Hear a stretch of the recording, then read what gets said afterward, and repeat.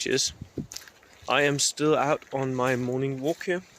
The weather is still lovely, as you can see. I thought I might just... Well, it actually stopped raining now. I thought I might just take a moment to talk about the last unit type on my list. I've been doing inexperienced, I've been doing veterans, but I still need to talk about the regulars. So let's talk about them. First thing I need to say is I am not a fan. So many things I'm not a fan of, right? I'm not a fan of regular units. Yes, in certain contexts, they are the thing to go with, but in certain others, not so much. If you're talking about vehicles, I would definitely buy regular vehicles all the time, except if we're talking about transports. When I buy transports, I usually buy them inexperienced, because most of my transports don't actually have any guns, so they don't need to shoot. That makes transports, for me, much cheaper. So they become a delivery system for something else, instead of a unit in its own. But if you have guns on your tanks or your transports, which you can, and which is not historical in the least, but it works, an MMG pintle mounted on a truck, that is way better than an MMG team that's stationary on foot, right? But if you do have that, don't go inexperienced, right? Because -1 to hit, that doesn't work. And don't go veteran, because you'll not be tougher to kill at all. So for vehicles, I would go with regular most of the time. And if we're talking small teams, like flamethrowers or anti-tank teams, bazookas, lieutenants, I have to admit, I usually run my lieutenants as inexperienced too. Simply because I am not very good at using lieutenants. But if you are good at using the Snap 2, I think this is where you spend the points and make them either veteran or regular, just to make them more survivable to sniper fire. Because snipers is the bane of all small teams, right? And you need the lieutenant. If you need him for the Snap 2, for the +1 morale, then you should make him a bit more survivable. The same goes for the small teams.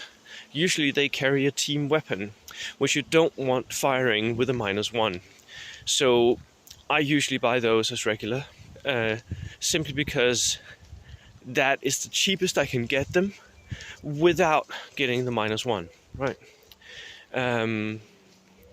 I'm not sure that they are worth buying as veteran, although you can. It's again a question of making them more survivable. So when I'm talking about regulars today, I'm usually referring to regular infantry. This is the discussion, right? You can buy lists of regular infantry and make it work. But they're sort of in between. They're not as cheap as the inexperienced horde, and you can't really go min-maxing with them. So you'll usually have just a few units, like if you were playing an all-veteran army, and maybe you make them full strength, like 10-man units, but that will still cost you points, as if they were expensive, and they're not really. They're just in between, and they're not very survivable.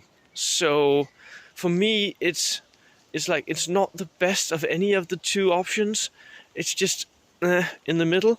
And what usually happens is that the regular infantry gets spotted by an enemy tank or something with a lot of MMGs, and then just get shredded. They will quite easily die to fire. Just by being hit, half of them will die. Half the hits, right? They can go down, but have they moved? I mean, For very competitive lists, they're not worth it. If you want the list where you have it sort of fleshed out, but you don't go all inexperienced horde, then you should go regular. If you feel like going for a list of veterans, you get a too small army with not enough rifles or not enough like bodies in it, then you should go regular. That is what you should do. And especially if you want to place like if you can find special weapons, Panzerfausts and flamethrowers, if you can find those regular, then that is a cheap way of putting them in your army, and I think you should look very hard at that. Also, I mean, if we're talking rookie beginners here, I would definitely start out by using regulars just to learn the game, because they're not so difficult to use. They are sort of the standard of the game.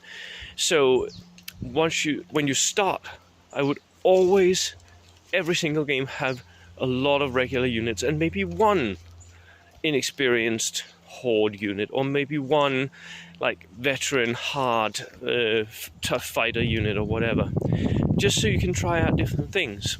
It's a way to learn. It's a very good way to learn in that regard. So yeah, that was my thoughts on regulars. As you can hear, not much of a fan.